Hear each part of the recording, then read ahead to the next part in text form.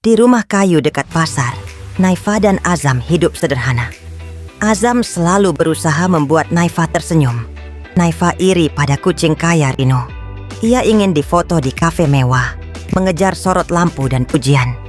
Azam hanya mampu ke warung kopi tua. Di sana foto mereka sederhana. Senyum Naifa justru paling tulus.